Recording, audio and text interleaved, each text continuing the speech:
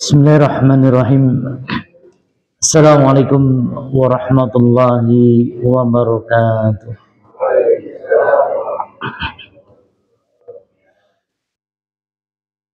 Innal hamdalillah nahmaduhu wa nasta'inuhu wa nastaghfiruh wa na'udzu billahi min shururi anfusina wa min sayyiati a'malina. Man yahdihillahu fala mudilla lahu wa man yudlil fala hadiya lahu. Asyhadu an la ilaha illallah wahdahu la syarika lah wa asyhadu anna Muhammadan abduhu wa rasuluhu, amma ba'd. Kaum muslimin yang dirahmati Allah Subhanahu wa taala, segala puji bagi Allah Subhanahu wa taala Rabb semesta alam. Salawat beserta salam senantiasa tercurahkan kepada Nabi kita Muhammad sallallahu alaihi wasallam, keluarganya, begitu pula kepada para sahabatnya. Kaum muslimin yang dirahmati Allah Subhanahu wa taala, surat Al-Fatihah, surat yang agung, surat yang mulia. Alhamdulillah kita sering membaca surat ini. Disebutkan di dalam hadis yang diriwayatkan oleh Imam Bukhari bahwa suatu hari Rasulullah sallallahu alaihi wasallam berkata kepada seorang sahabat, yaitu Abu Sa'id Ar-Rafi' bin Al-Mu'alla radhiyallahu anhu, "Ala u'allimuk a'dhama suratin fil Qur'an?" Maukah aku ajarkan kepada engkau surat yang paling agung, surat yang paling mulia di dalam Al-Quran sebelum engkau keluar masjid. Kemudian Nabi Muhammad SAW memegang tangan Rafi' bin Al-Mu'alla. Maka kata Rafi', tatkala kami keluar ke masjid, lantas aku berkata kepada Rasulullah sallallahu alaihi wasallam, "Wa Rasulullah, engkau tadi mengatakan bahwasanya engkau akan mengajariku satu surat yang paling agung di dalam Al-Qur'an." Maka Rasulullah sallallahu alaihi wasallam kata, "Alhamdulillahi rabbil alamin. Hiya sab'ul mathani wal Qur'anul azim alladzi utituhu." Surat yang paling agung di dalam Al-Qur'an adalah Alhamdulillahi rabbil alamin. Maksudnya adalah surat Al-Fatihah. Dan surat Al-Fatihah ini adalah sab'ul mathani, 7 ayat yang dibaca berulang-ulang. Karena ketika kita menunaikan sholat, baik sholat wajib ataupun sholat sunnah, kita membaca surat Al-Fatihah. Kemudian wal Qur'anul azim, ya. Dan surat Al-Fatihah adalah Al-Qur'anul azim yang telah diberikan kepadaku. Kaum muslimin yang dirahmati Allah Subhanahu wa taala, para ulama menyebutkan bahwa kenapa surat Al-Fatihah merupakan surat yang paling agung. Kenapa surat Al-Fatihah itu merupakan surat yang paling mulia? Ada beberapa alasan. Alasan yang pertama adalah, ya, surat Al-Fatihah disebut dengan Ummul Quran. Surat Al-Fatihah disebut dengan apa? Dengan Ummul Quran. Ya. Yang namanya ummu dalam bahasa Arab itu adalah induk. Ya. Induk berarti tempat rujukan segala sesuatu. Ummu artinya induk atau ibu. Maka ketika seorang anak menangis, merengeknya ke siapa? Ke ibu, ya. Kemudian, ya, anak tersebut mencari siapa? Mencari ibu. Maka ibu dikatakan ummu, induk. Begitu pula dengan surat Al-Fatihah. Surat Al-Fatihah ini katakan dengan ummu. Ummul Quran, induk Al-Quran. Karena ya Al-Quran seluruhnya kembali kepada surat Al-Fatihah. Ya. Kaum muslimin dan rahmati Allah Subhanahu wa taala. Kemudian alasan yang kedua, kenapa surat Al-Fatihah ini merupakan surat yang paling agung? Kenapa surat Al-Fatihah ini termasuk surat yang paling mulia? Alasan yang kedua adalah surat Al-Fatihah ini wajib dibaca pada setiap rakaat dalam salat. Para ulama mengatakan bahwa termasuk bagian dari rukun salat adalah membaca surat Al-Fatihah. Sehingga siapa saja yang tidak membaca surat Al-Fatihah di dalam sholat wajib maupun sholat sunnah, maka sholatnya tidak sah. Hal ini berdasarkan hadis yang diriwayatkan Imam Bukhari nomor 756 dan juga hadis yang diriwayatkan oleh Imam Muslim nomor 394, la sholata liman lam yaqra bi Fatihatil Kitab. La sholata, tidak sah sholat seseorang. Jadi peniadaan di sini adalah nafyu sihah, peniadaan keabsahan. Maksudnya tidak sah sholat seseorang. Liman lam yaqra bi Fatihatil Kitab, siapa saja yang menaikkan sholat tanpa membaca surat Al-Fatihah. Ya.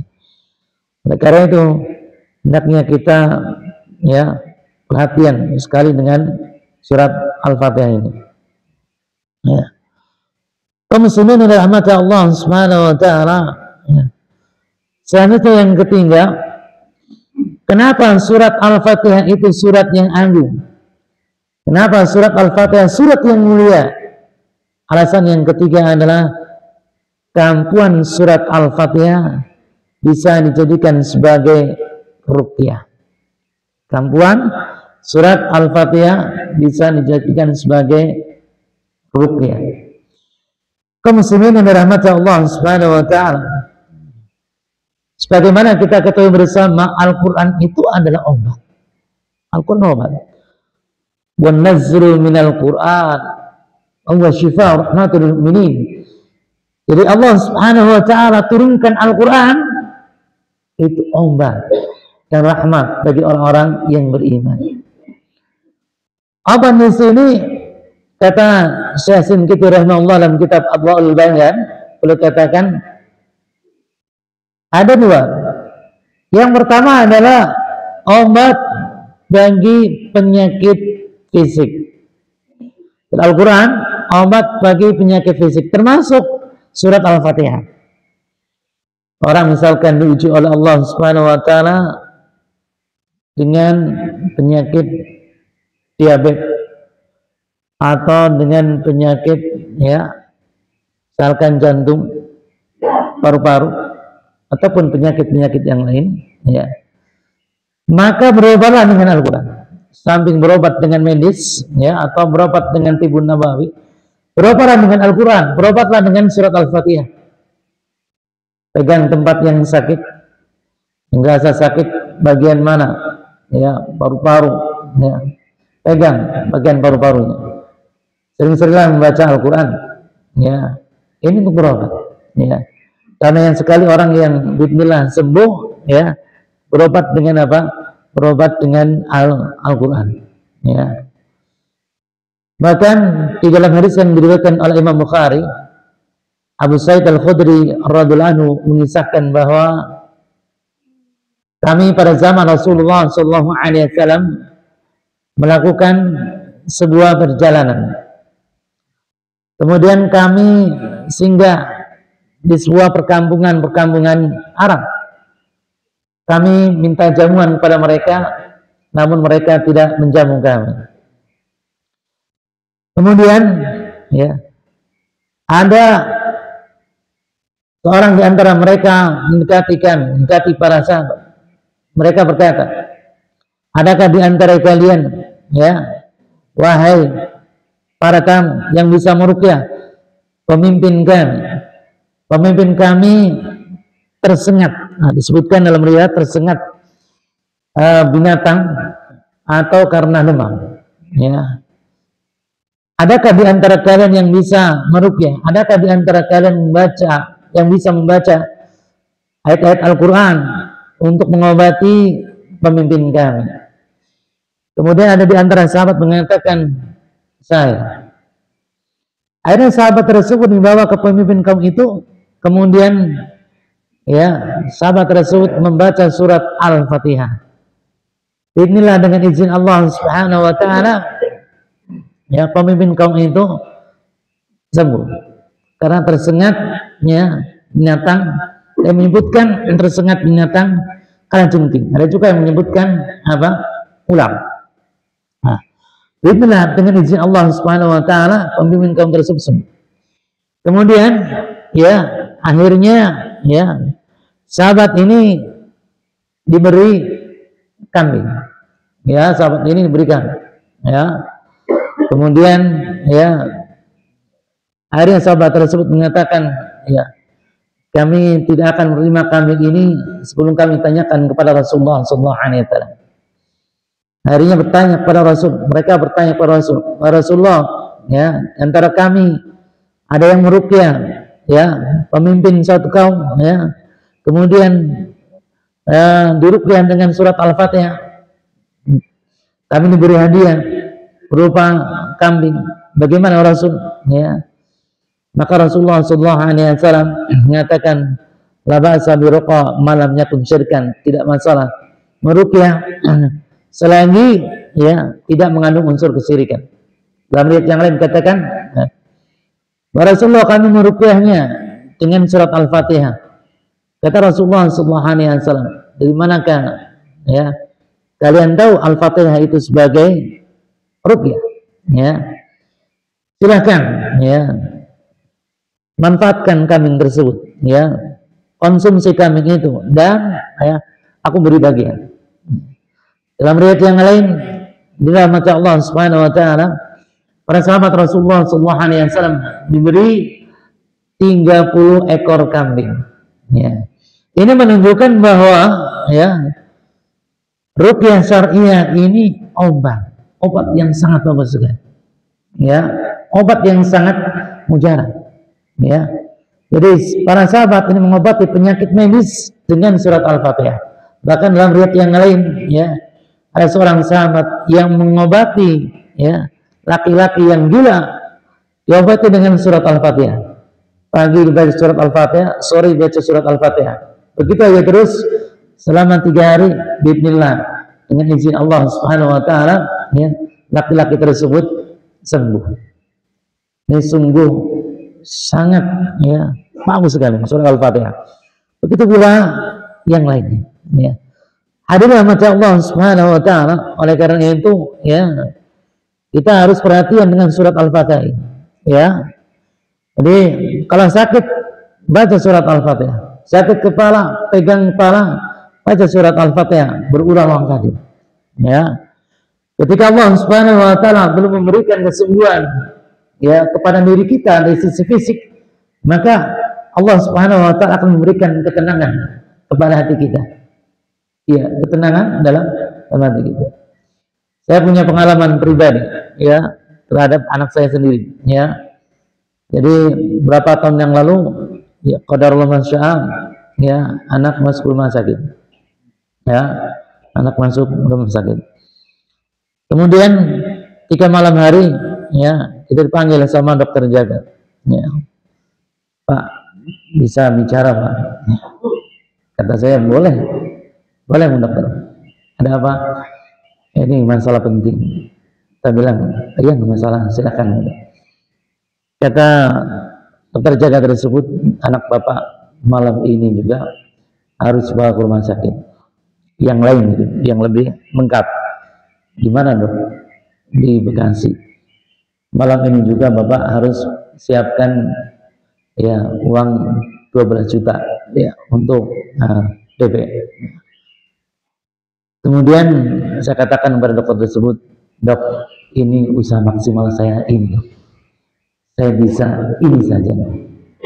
Ini saya sudah usaha maksimal di sini, di rumah sakit ini. Kata dokternya, nanti kalau misalkan ada apa-apa, Bapak tanggung jawab. Iya, saya tanggung jawab. Akhirnya sudah keluar dari kamar gitu ya, ngobrol sama istri, sudah, kamu sholat saja. Sekarang wudhu, sholat, berdoa kepada Allah. Saya baca Al-Quran. Ya, saya baca Al-Quran.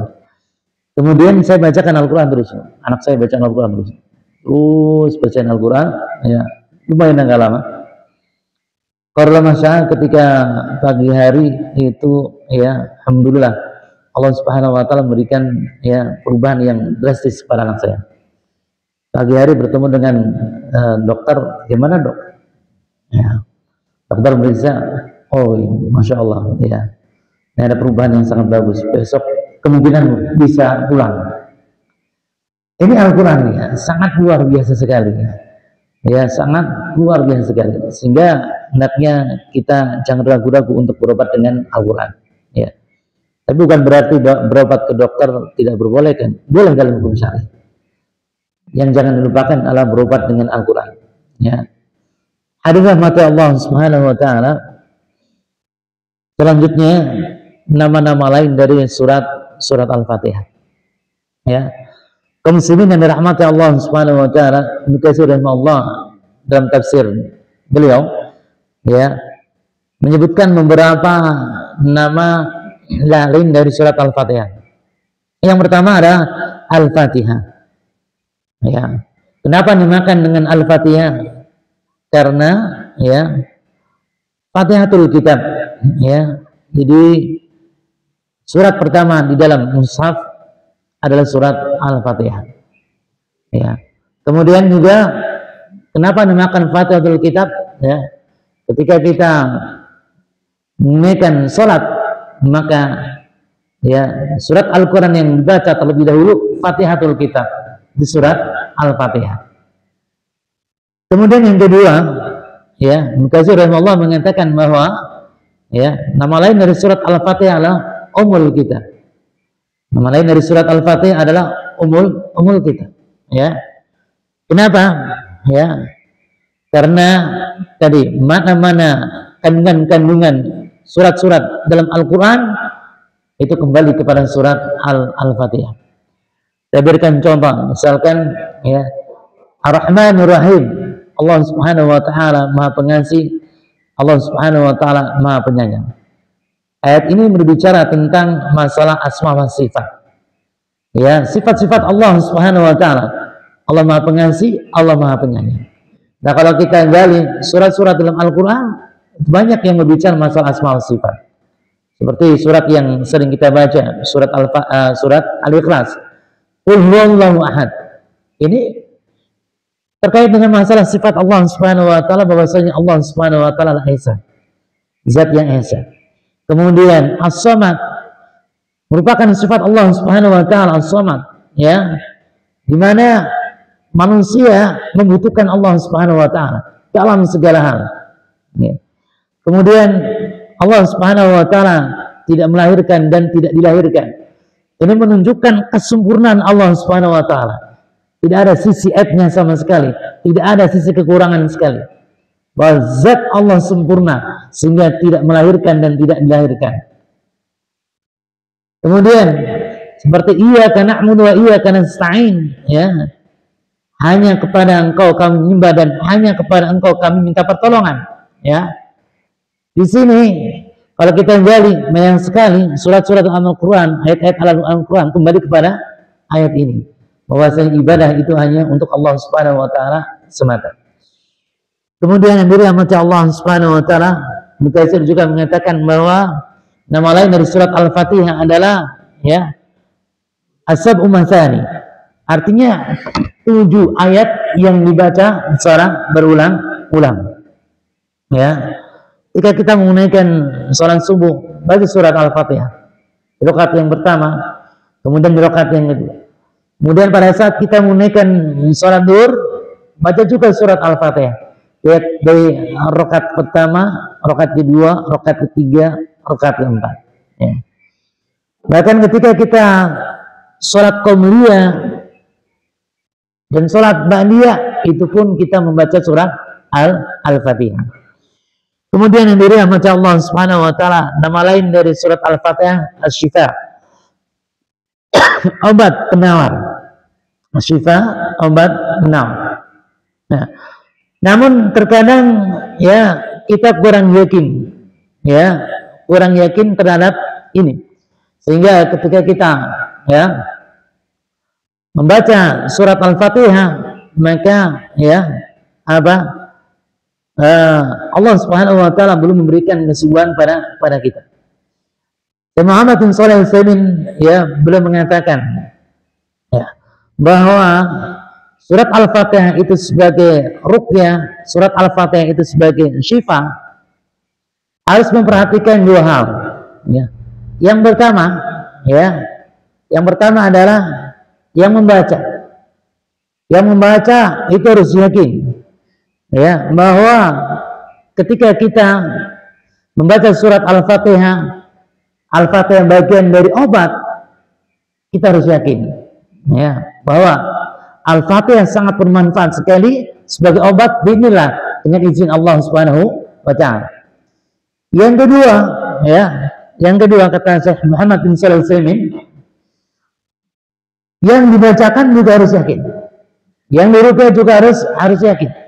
Ya, bahwasanya surat Al-Fatihah itu merupakan bagian dari obat, bagian dari ruqyah syariah, ruqyah yang dibenarkan dalam hukum Islam. Ya. Kaum muslimin yang dirahmati Allah Subhanahu wa taala, ya. Terakhir kami ingin mengingatkan kembali bahwa surat Al-Fatihah ini merupakan rukun daripada rukun salat. Oleh karena itu, hendaknya ketika kita menunaikan salat, baik salat wajib ataupun salat sunnah, membaca surat Al-Fatihah, ya. Karena kata Rasulullah sallallahu alaihi wasallam, man shalla salatan lam yaqra fiha bi Fatihal kitab fa hiya khidaj ghairu tamam. Siapa saja yang menunaikan salat, ya, baik salat wajib maupun salat sunnah, sementara tidak membaca surat Al-Fatihah, maka salatnya kurang, baru tamam, tidak sempurna. Maksudnya adalah salatnya tidak sah. Ya, salatnya tidak sah, sebagaimana disebutkan dalam hadis, la salata liman lam yaqra fiha bi Fatihatil kitab. Tidak sah salat seorang yang tidak membaca surat Al-Fatihah. Dan kandungannya sangat agung sekali, sangat mulia sekali dalam surat Al-Fatihah tersebut. Ya. Jika kita membaca, ya, surat Al-Fatihah, kita membaca, ya, Ar-Rahmanir Rahim, di sini berarti Allah Subhanahu wa taala, ya, Maha Pengasih lagi Maha Penyayang. Kata Syekh Shalih Al-Utsaimin, ya, dalam tafsirnya, dan juga ulama lain mengatakan, ya, Rahman di sini, Ar-Rahman meliputi rahmat kepada seluruh manusia, di mana Allah Subhanahu wa taala memberikan rezeki kepada orang muslim maupun non muslim. Allah berikan kenikmatan, kesehatan kepada non muslim atau muslim. Iya, kita dapati, oh fulan non muslim kaya. Ini rahmat dari Allah Subhanahu wa taala. Rahmat, ya, secara umum Allah berikan kepada non muslim ataupun muslim.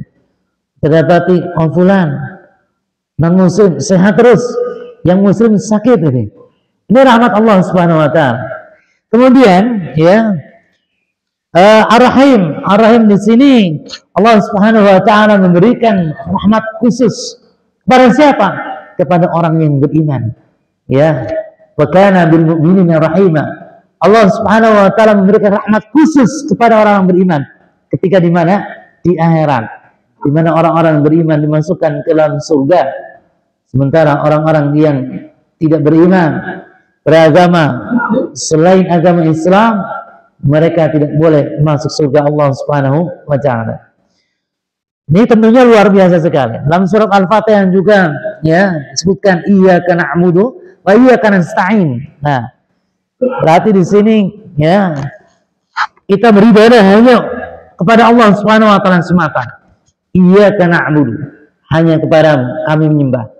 Ini ada rahasianya dalam bahasa Arab. Kenapa objek dikedepankan? Asal katanya kan na'buduka, kami menyembah engkau. Tapi objeknya dikedepankan. Iyyaka na'budu, hanya kepada engkau kami menyembah. Maksudnya adalah beribadah itu semata-mata hanya kepada Allah Subhanahu wa taala. Kita minta perlindungan kepada Allah, minta pertolongan kepada Allah, ya. Minta manfaat kepada Allah, ya. Kemudian berhaji, umrah untuk Allah, ya. Dan kita juga minta pertolongan hanya kepada Allah Subhanahu wa taala semata. Karena ibadah ataupun amal saleh butuh pertolongan. Ngaji habis subuh butuh pertolongan dari Allah. Kenapa? Karena jam yang sangat ngantuk sekali. Berat. Butuh pertolongan dari Allah Subhanahu wa taala. Ya, berat sekali. Tapi kalau kita semuanya nih ya, kalau buka HP kuat ya, kuat 1 jam, ya 1,5 jam, 2 jam kuat. Tapi kalau pengajian setengah jam saja kita sudah ngantuknya luar biasa. Ini kita semua Pak, ya. Termasuk saya ya. Kalau kita buka HP ya, kuat. Ya. Oleh karena itu butuh pertolongan Allah Subhanahu wa taala. Kita baca Al-Qur'an ya, baru 2 halaman ya. HP bunyi kata-kata lihat ya. Habis itu baru 2 halaman baca Al-Qur'an, kita baca beritanya berjam-jam kuat. Itu kita seperti itu. Oleh karena itu kita butuh pertolongan dari Allah Subhanahu wa taala ya. Iyyaka na'budu wa iyyaka nasta'in. Kemudian kandungan dalam surat Al-Fatihah ada yang sangat bagus sekali. Ihdinas siratal mustaqim.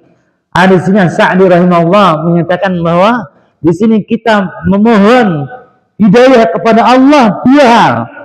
Yang pertama adalah memohon hidayah kepada Allah agar kita tetap di dalam Islam sampai akhir hayat kita. Karena ada ya di akhir hayat meninggal dunia non muslim. Tentunya mengerikan sekali. Ada seorang ulama namanya Abdullah Qasim. Ya. Dia tulisannya bagus banget. Dia membantah orang-orang filsafat, menjelaskan tentang kebaikan Islam, keagungan Islam. Di akhir hayatnya Abdullah Qasimi ini ateis, tidak beragama, meninggal dunia dalam keadaan ateis.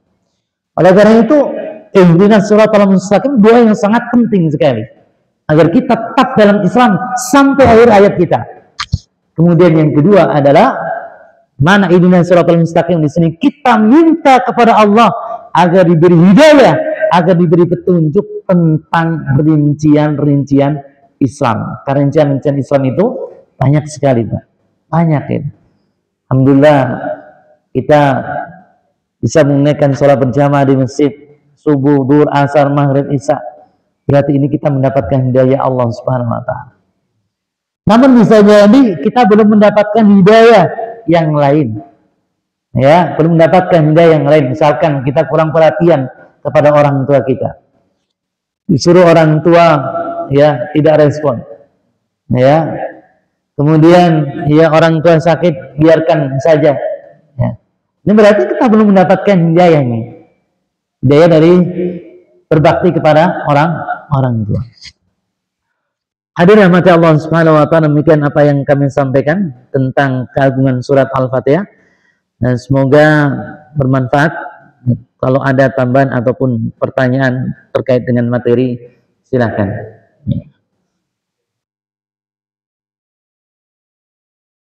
Silakan. Barangkali ada pertanyaan. Iya, silakan. Waalaikumsalam warahmatullahi wabarakatuh.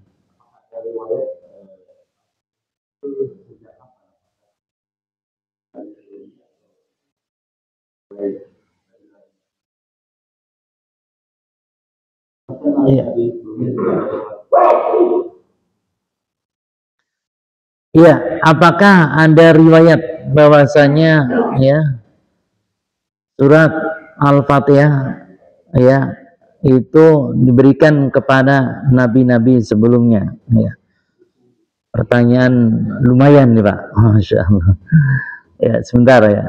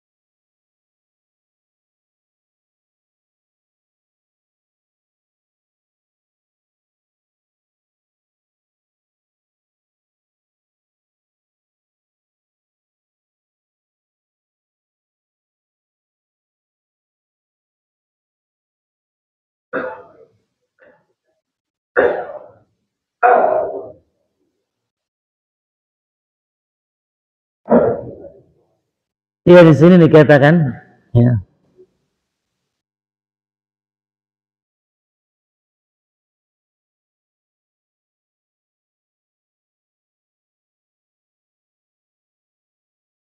Nuzuluha al anbiya al akharin ya. Ala rahmi min anna surat al-Fatihah khasatan bi Rasulillah sallallahu alaihi wasallam wa ummatahu. Jadi di sini dikatakan bahwa surat Al-Fatihah itu ya khusus diturunkan kepada Nabi kita Muhammad sallallahu alaihi wasallam ya, bukan kepada nabi-nabi yang lainnya. Dan dia atau surat Al-Fatihah tersebut, mohon maaf, surat yang agung, surat yang mulia.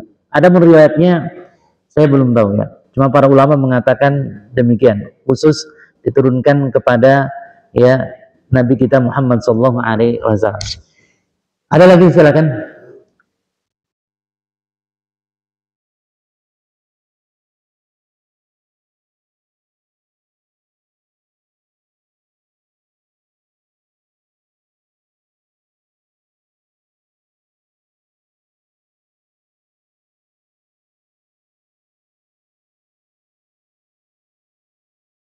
Ya, silakan.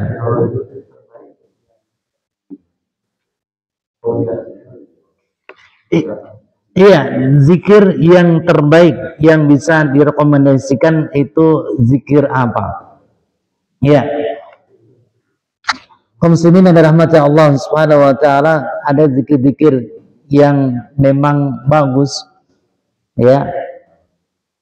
Seperti subhanallah wa bihamdi subhanallahil azim. Ya. Ini zikir yang bagus. Ya, subhanallah wa bihamdi subhanallahil azim. Kata Rasulullah sallallahu alaihi wasallam, beliau sallallahu alaihi wasallam bersabda, ya, kalimatani khafifatani, ya. Ada dua kalimat yang kalimat tersebut ringan diucapkan lisan, ya.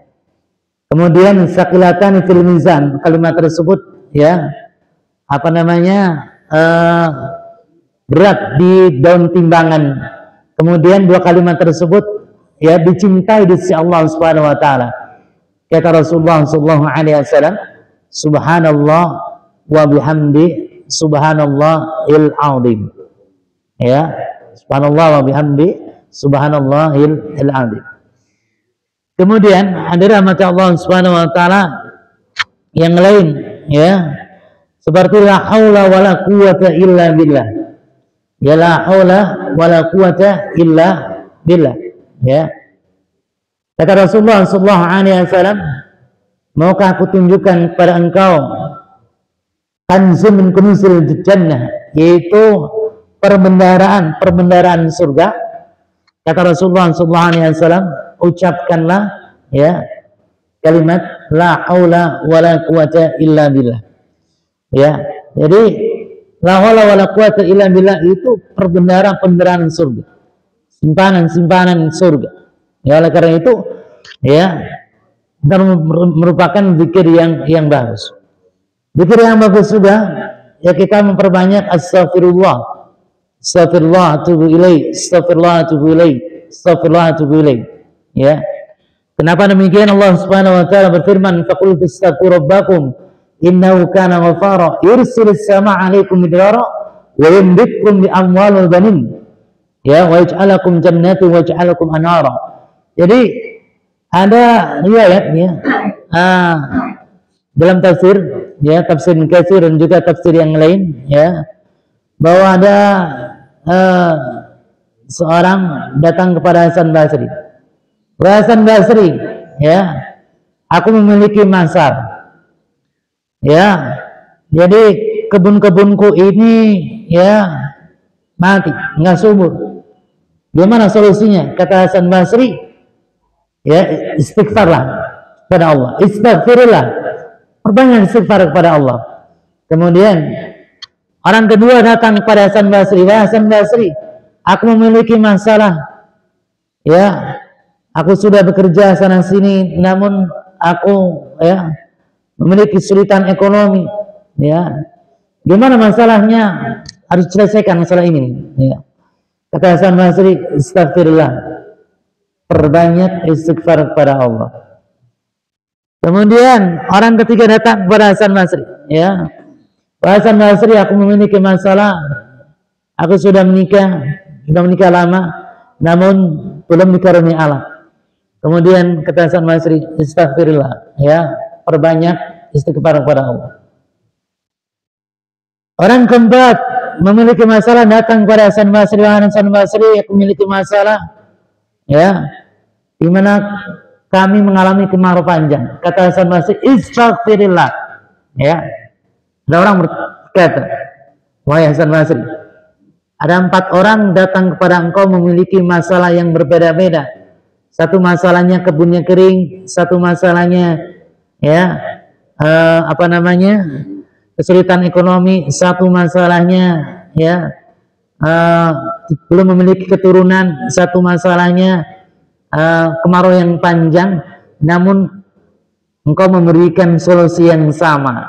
Kata Hasan Basri rahimahullah, ini bukan ya dari aku, namun dari Allah Subhanahu wa taala. Akhirnya ya Hasan Basri ya rahimahullah membaca firman Allah Subhanahu wa taala surat Nuh ayat 10 sampai 12 tadi. Jadi perbanyak istighfar. Kalau kita lagi kesulitan ekonomi, perbanyak istighfar. Kalau kita belum memiliki keturunan, perbanyak istighfar. Ya, kalau kita mengalami kemarau panjang, perbanyak istighfar. Bahkan kalau kita memiliki permasalahan apapun, perbanyak istighfar sambil meninggalkan ya perbuatan-perbuatan dosa. Karena kata Rasulullah sallallahu alaihi wasallam dalam hadis yang diriwayatkan Imam Ahmad, ya, man lazimal istighfar, dan lihat yang lain, man aksar istighfar, barang siapa yang memperbanyak istighfar, kata Rasulullah SAW, Allah Subhanahu wa taala akan memberikan solusi, ya. Dan juga warasaqu min haitsu la yahtasib, Allah akan memberikan rezeki dari arah yang tidak disangka-sangka, ya. Ada lagi?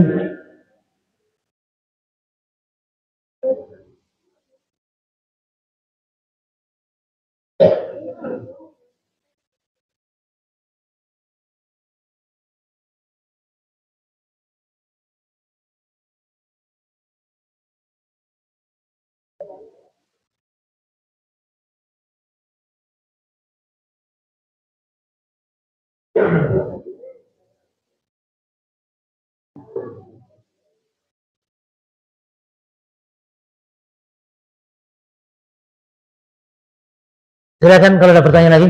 Masih ada waktu, silakan. Maka kalau masih ada pertanyaan,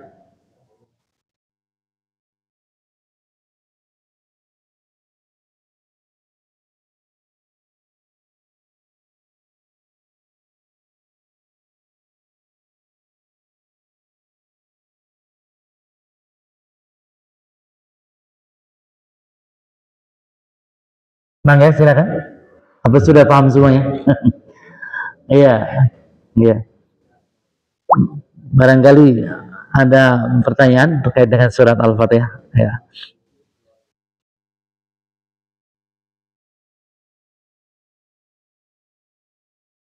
Iya, silakan.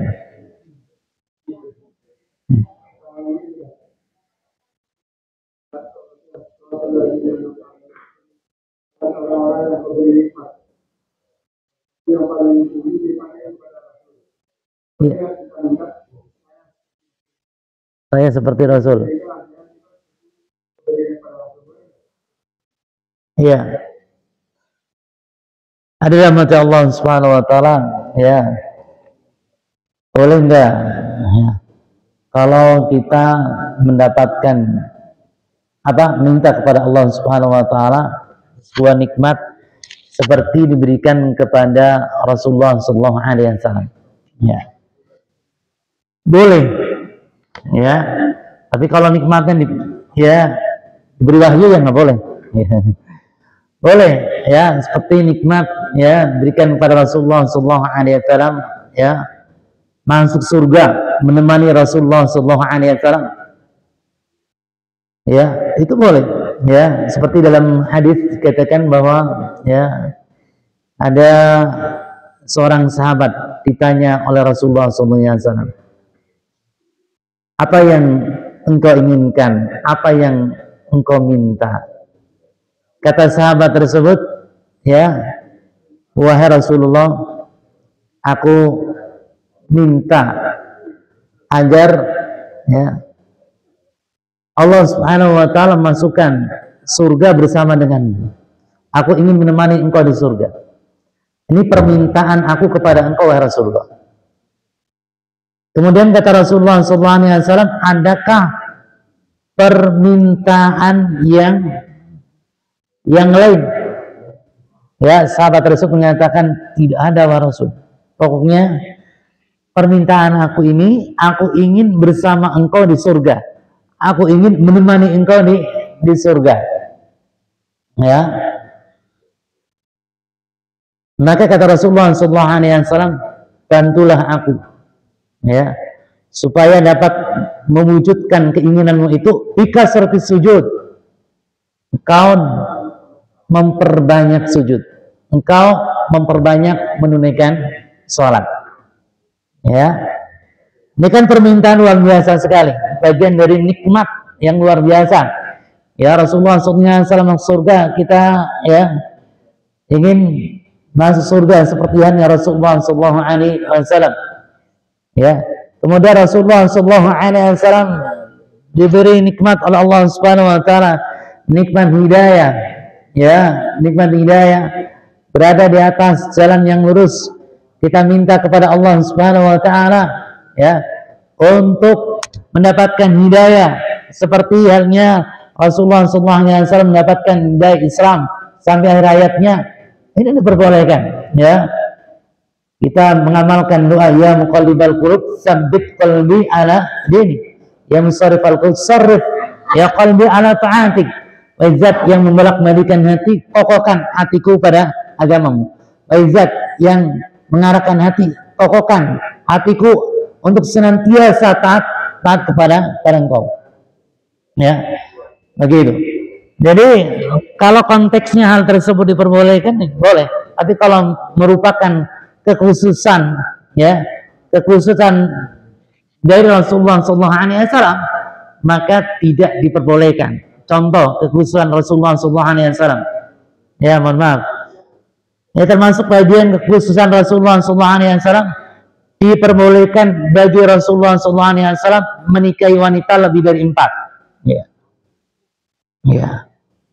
Minta kepada Allah nikmat, ya, seperti hanya Rasulullah, ya, menikahi wanita di Indonesia berapa provinsi?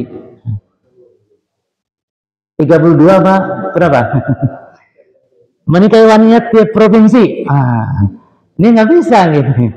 Kenapa? Ini merupakan kekhususan Rasulullah SAW. Ya, ya. Contoh lagi kekhususan Rasulullah SAW. Ya, tahajud itu wajib bagi Rasulullah SAW. Ya, wajib. Kalau kita hukumnya sunnah, kita minta kepada Allah Subhanahu Wa Taala agar tahajud bagi kita wajib. Ya nggak boleh, itu kekhususan Rasulullah SAW. Ya, sedekah, ya, sedekah itu bagi Rasulullah SAW. Beliau diharamkan menerima, ya, harta sedekah. Nah, intinya permintaan nikmat kepada Allah, kalau hal itu merupakan bagian khususan dari Rasulullah SAW, ya, maka kita tidak boleh meminta kepada Allah. Tapi kalau itu umum untuk Rasulullah SAW dan juga untuk yang lainnya, ya, maka diperbolehkan. Seperti misalkan fastabiqul khairat, ya, Allah menganugerahkan kepada Rasulullah SAW, ya, cepat itu dalam masalah kebaikan, lomba-lomba dalam masalah kebaikan. Kita minta kepada Allah agar kita bersegera dalam kebajikan. Ya, Rasul ketika sholat asar, ya, sudah selesai sholat asar, sholatnya di Madinah, kemudian setelah salam Rasulullah SAW berdiri langsung menuju kamar beliau. Para sahabat terheran-heran. Kemudian beliau balik lagi ke masjid. Kata beliau SAW, kenapa kalian heran? Ya, kata Rasulullah SAW pada para sahabat, setelah sholat tadi aku ingat di rumah itu ada emas. Aku tidak ingin, ya, membiarkan emas tersebut, ya, di rumah. Aku perintahkan kepada istriku untuk apa? Membagikan emas tersebut, segerakan kepada kaum muslimin. Ini kan Rasul itu cepat dalam melakukan kebajikan. Kita minta kepada Allah, ya, seperti hanya Rasulullah SAW cepat dalam kebajikan, itu diperbolehkan. Ya. Atau Rasulullah SAW itu perhatian sekali terhadap anak yatim, terhadap para janda-janda. Ya, kita minta kepada Allah agar kita memiliki sensitivitas, ya, sosial yang tinggi, sehingga kita menyantuni para janda-janda dan juga kita menyantuni anak yatim. Maka hal ini diperbolehkan dalam hukum Islam. Ya. Jadi konteksnya nanti mintanya gimana? Kalau minta yang merupakan khususan Rasulullah itu tidak diperbolehkan. Ya, seperti minta, ya, melihat perkara yang gaib, nggak boleh gitu. Kenapa? Yang mampu melihat perkara yang gaib itu Allah, kemudian Nabi yang diizinkan oleh Allah Subhanahu wa Ta'ala. Seperti hanya Rasulullah SAW ketika melewati kuburan, ya, dua penghuni kubur dalam keadaan disiksa, innahuma la yu'azzaban wa yu'azzaban fi kabir. Kedua penghuni kubur itu sedang dalam keadaan disiksa, dan disiksanya bukan perkara yang berat, perkara yang besar menurut mereka. Salah satunya laisaturu minal baul, ya, ketika kencing tidak bersihkannya. Yang satu lagi melakukan naminah, yaitu melakukan apa? Mengadu domba. Adu domba. Ini kan khusus Rasul. Ya, kita nggak bisa minta seperti itu. Yang kita nikmat beri kekhususan melihat perkara yang gaib. Demikian. Ya. Ada lagi? Ya, silakan. Masya Allah. Iya, Masya Allah. Iya. Hadirin rahmat Allah Subhanahu wa Ta'ala. Ya. Bagaimanakah, ya, bentuk perhatian kita terhadap, ya, janda-janda? Ya. Ya.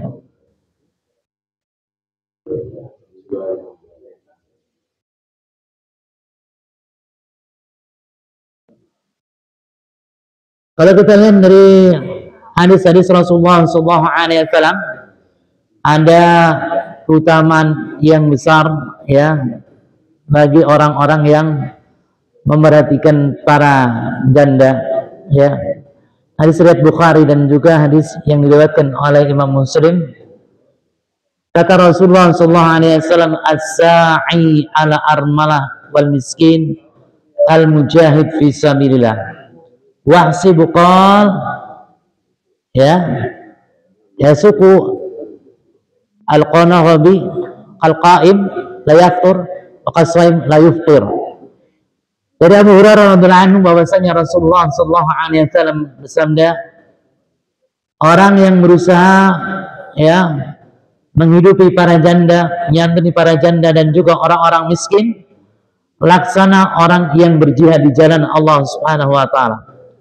Ya, Al-Qanabi ya, yaitu gurunya Imam Bukhari dan Muslim, kata aku sangka ini seperti halnya orang yang sholat malam, yang tidak pernah merasakan lelah, tidak putus-putus, dan seperti halnya orang yang berpuasa tidak pernah berhenti-berhenti.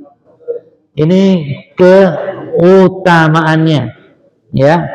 Jadi bentuk perhatian ya pada mereka diantaranya adalah memberikan nafkah kepada mereka, menyantuni mereka ya, menyantuni mereka ya.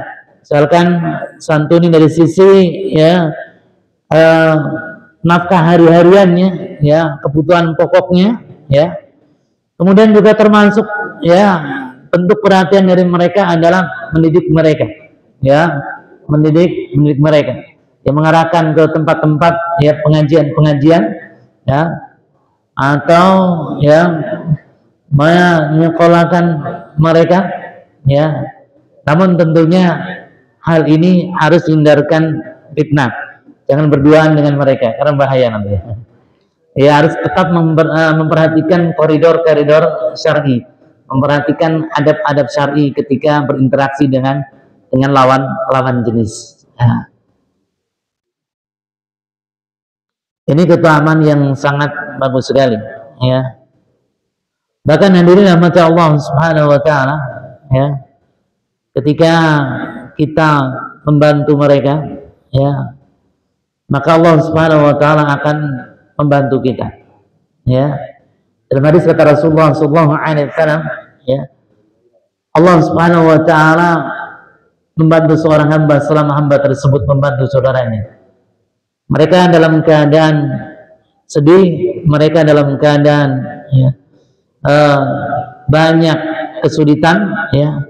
Lantas siapa saja orang beriman yang membantu mereka, membantu saudara sama muslim ya, maka Allah Subhanahu wa taala akan memudahkan ya permasalahan-permasalahan.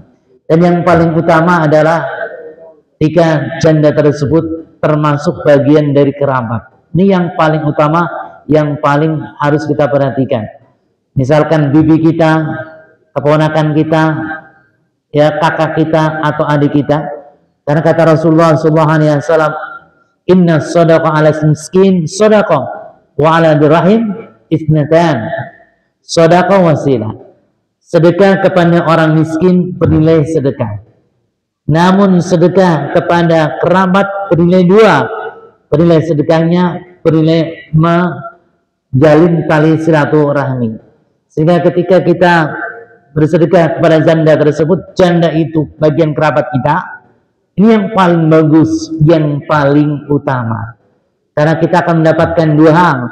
Yang pertama adalah pahala sedekah, yang kedua kita akan mendapatkan pahala silaturahmi. Pahala silaturahmi. Dan orang yang menyambung tali silaturahim ya, akan diperpanjang umurnya oleh Allah Subhanahu wa taala. Ya. Dan akan yubsatu lahu fi rizqihi, akan dilapangkan rezekinya. Dilapangkan rezekinya. Ya, jadi kita perhatikan terlebih dahulu janda-janda yang merupakan kerabat. Ya. Paman, ya. Apa namanya, istri paman, bibi gitu ya.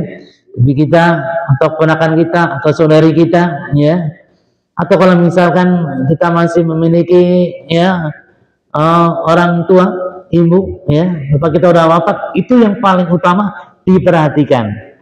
Ya, perhatikan janda tetangga, tapi ibunya sendiri tidak diperhatikan.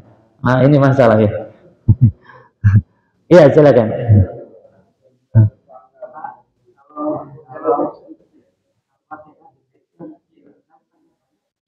Al-Fatihah dikaitkan dengan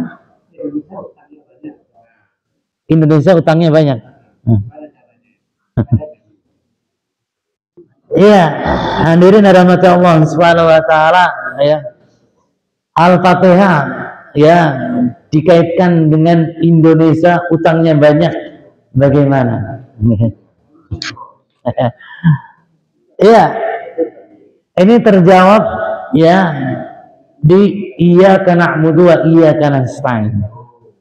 Ya, terjawab iyyaka na'budu wa iyyaka nasta'in.